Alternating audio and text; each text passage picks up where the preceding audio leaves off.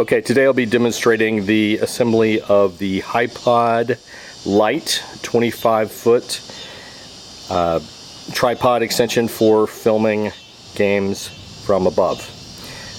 First off, we have the unit itself, which we will demonstrate in just a minute. Secondly, we have the screen, which I will show you how to put that together. We have the battery that drives the screen, which is here. The charging cord and plug for the battery itself. This is the connection between the battery and the screen. This is a charging cord for the battery to the camera itself, which obviously I can't show you because I'm using the camera to film. These are two cables. This will connect the screen to the camera, and this will connect the remote control to the camera. This is for attaching the screen to the iPod. This is the platform for the camera, and this is the control mechanism that sits at the base of the camera that you use to rotate, and this is the remote control itself right there. Finally, the backpack that all of the materials are housed in. What I've found is that it's actually easier to throw all of this stuff into a backpack and then pull out the iPod and just throw that over your shoulder, as opposed to trying to carry this whole large unit by itself. Okay, the first thing we're going to do is set up the iPod, which again, I'll usually carry the field like this with the backpack on, rather than trying to lug that whole thing in your arms. Is pretty unwieldy. Much easier this way. It's pretty straightforward, but there are a few sort of tricks of the trade, I guess, that are worth pointing out. So, this is a little locking collar that I'll loosen up, and then this will come down to the ground. The main trick that I've figured out that's important for the stability of the platform is that this little locking ring needs to be as close to parallel as possible, not too high and not too low. If you make it too high or too low, there's too much pressure on the center pole itself, and that will make it difficult to actually rotate in any direction. So what I do is, first of all, find a flat surface. It could be turf, could be grass, could be concrete in this case. Push down as far as you can, and then find yourself the spot where that feels the loosest. Raise this little locking collar from the bottom to lock that spot in where it's nice and loose, so that the pole is rotating easily. Then I will take the second locking collar, tighten it down, and the third right here. You can pull these little levers out to get them to spin in case there's an obstruction. Okay, so when I know that I've got a nice stable platform, that this is nice and loose, in fact I would probably raise this one at the moment.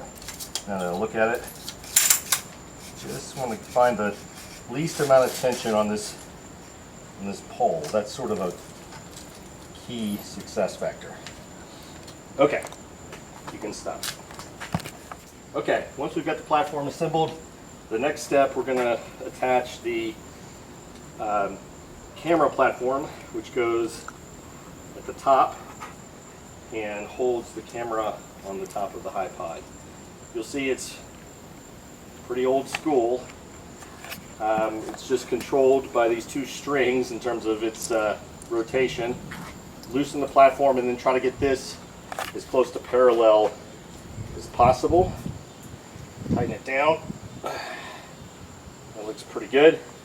Then I'm going to put it up here, like so, and then tighten down this locking collar right here to secure it in place. Next, I will attach the camera to the platform, which is difficult because I'm actually using the camera to film, but essentially you will take one of these screws, and you'll see that there's a hole in the bottom of the camera or any other camera that you might want to use instead. And it's got a little, can you zoom in on that? See that? So I'm going to screw this into the bottom of the camera, and then I'm going to use this to tighten it in place. So I go here in one of these slats. You see how this will go into the camera here, and then I'll use this little locking nut to lock it in place.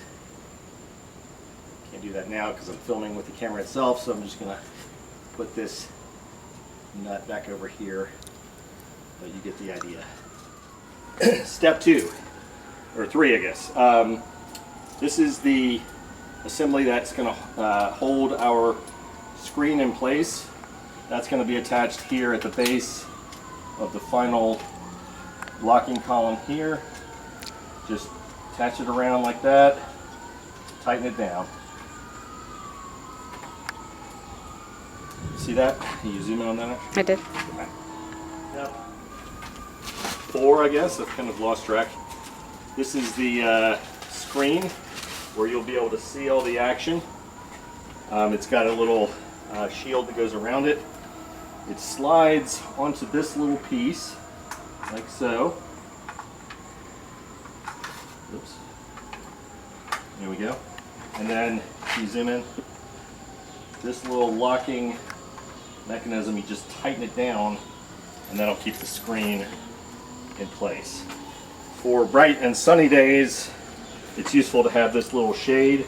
It's just a Velcro situation where you attach the shade around to give you a good shaded view of the camera. Alright, so next step, we're going to need some power to drive the screen here. So this is your battery. It charges up ahead of time, obviously, with this little USB power cord and block. So make sure you charge it. You push the button here and see how much blue there is. If it's fully charged, it's all the way there. That'll give you, I can't even remember how many hours, plenty of, maybe like 8 hours of charge. We're somewhere about 3/4 right now, which is plenty for a game or two. So it attaches to the back of the screen, also via Velcro, which you'll see right here. And there are 2 connector cords that we're going to use one of them to connect the power to this little plug right there. So attach this here like that, and then here is our connection between the TV screen and the battery. Use the top slot here, which says 2 1A, I think. I don't have my glasses on. Put that in there, and then plug it in here. And you'll see it's blinking, it's ready to go. So that's done. All right, next we're going to attach these 2 leads, which control the rotation of the camera platform up here, to this control arm down here. And you'll see it's got 2 different arrow directions, which give you an indication of which way they should go, because they wrap around this guy first.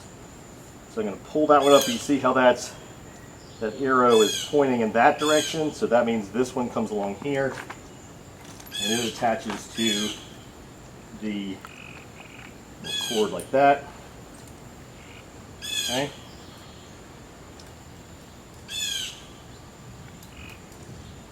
And then we're going to do the opposite direction with this guy. So just follow the arrows and connect it to the platform like so. And stop it. Okay, we're nearly there. All we have to do now is attach the camera to the screen. which we're going to use HDMI in number 1. So I've got a full HDMI cord here, and then it's got a micro HDMI cord at the base. So this is the connections. This goes into the screen, and that goes into the camera itself. On the side there's some inputs, and so I'll plug this in here and then I'll plug it into the camera up there. And again, don't have the camera up there because I'm using it, but you get the idea. So that goes there, and then I'm going to plug that into the side of the camera.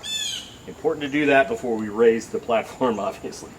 All right, final step, we're going to connect the remote control to the camera, and this little plug right there is going to connect here.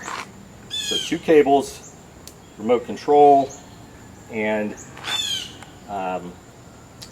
plugs in up here. It's right next to where the mini HDMI goes in, and then the HDMI cable plugged into the camera as such. Okay? Okay, so I decided to actually use the iPhone to film the attachment of the camera because it's kind of important to see that aspect.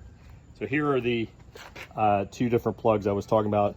That's for the remote and that's for the HDMI. So I'm going to take the HDMI cord here, I'm going to plug it in there as such, and then the remote goes in like that, and I'm going to do what I was illustrating earlier, mount the camera on the top of the platform, take the little bolt here, give it enough room to thread it through, and you see that little hole right there. I'm going to put it in there, screw it until it's tight, and then lock it down like that. Important to turn the camera on. You'll hear that, and then you'll hit the power button on the screen here, which will go to green, and give it a second, and we'll see the, there we go. So now we have this screen displaying what the camera up here is seeing. And then in terms of how we actually control it, you know, you can see, back up a little bit, you can see I'm just rotating the base here, which is nice and easy to move because we got it set up well in the beginning. And then as far as the controls of the camera itself, you can see this is how I control zoom out. This is how I control zoom in, and back up so you can see it on the camera itself, or the screen itself. So you're seeing zoom out, zoom in, and then start, stop, record is right here. So now I'm recording up top, and I can zoom out and turn and find the action and get in nice and close, get some good highlights. One other thing that's really critical, because once you get this camera up there, if you get it 25 feet up and one of these cables comes out, it's a huge pain in the butt because you could lower it all the way back down to plug it in. So that's what this mechanism is designed to do, is to keep these cords in place. And so I'll run them through the little carabiner here, and I'll give it plenty of slack, like about that much. And then I'm going to take the cords and use this Velcro strap to tighten it down as tight as possible and flush as possible to the pole itself, so that we don't get any action on, on these cords, which would cause the plugs to plug out midstream, which would be believe me, I've done it, it's a huge pain in the butt. Okay, so now we are ready to raise the telescoping arm. We've secured the cord so that there's nice slack and we're not going to end up pulling those cords out. One of the other things to remember is make sure that none of these cords are tangled around any of these little tightening arms down here, because that's something that as you're pulling up, if you hook down here, you could actually inadvertently end up pulling on these cables too hard, and that could actually remove it from the unit. from the camera. So these are nice and loose, untangled, and we're ready to raise the arm. Oh, one other thing, the camera itself will time out if left alone for, I don't know if it's 5 or 10 minutes. So occasionally I will just hit the zoom in, zoom out button, just sort of recycle the clock on that thing so it doesn't go off when I'm in the process of raising it, or at halftime, for example. So the only way, if it does go off, to turn it back on is to power it on and off from right up here, which if it's 25 feet in the air means you have to lower it all the way back down just to turn the power back on. So make sure to reset that clock before you begin raising the arm, in case you, so that you don't time out on the battery. Okay, so we're ready to raise. Cords are nice and loose. I've loosened this telescoping arm here, and I just begin, oops, I gotta make sure that these threads remain threaded over the top of the wheel. And I tend to grab the cord as I'm raising it to make sure that I'm not putting any pressure on those cords as I raise up.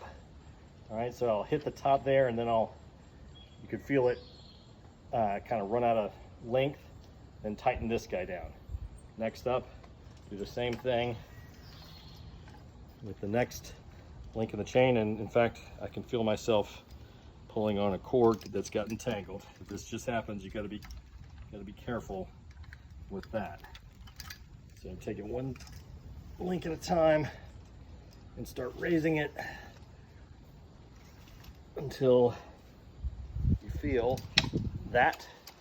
Tighten it, and then go about the next one, and so on. And again, there are 5. Each one of them is 5 feet. So if you want to go all the way up, you can go to 25 feet. I've typically found that 15 to 20 feet, so 3 to 4 links is enough for most situations. It is a bit of a lightning hazard, so we'd not be filming in weather like this, but let me just go ahead and try to wrap this up really quickly. So one thing you might notice is the camera is facing that way, but the screen is facing that way. So quick, easy adjustment to that. Take the bottom level that's the last one that you've tightened, untighten it and twist. And so now I've lined up the camera angle with the screen, tighten down. Always remember to have a hand on the pole before you loosen anything below it, because if I don't, boom, it's gonna drop 5 feet real fast. Okay, so now we're in business, and just one more time to illustrate the operation. I'm filming. I've got 151 minutes of battery life left. I've got an hour 14 minutes left of SD card, and this is how I zoom. This is how I zoom out. This is how I start filming, and that's how I stop filming. Okay, and then when you're done, taking it down is pretty much just the reverse of everything we just did. But you can see just from looking at this screen how nice it is to be up that high and looking down on the field. Gives you a great perspective that you don't get from the ground level. So, good luck. All right, so one last little tip. When you're breaking it down, I've got all the pieces off of it now. It's just the camera stand. You know, you gotta first unlock these little collars. But the trick to getting it back together is to pull from this silver ring.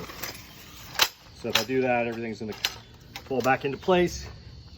I try to align the 5 telescoping pieces. And you can notice if I don't tighten one, that's another good trick. It can come flying out on you. So tighten all 5 before you put it away. I try to roughly line them up because it'll fit in the case better that way. So all 5 are tight. Put it back into the case. And you're set.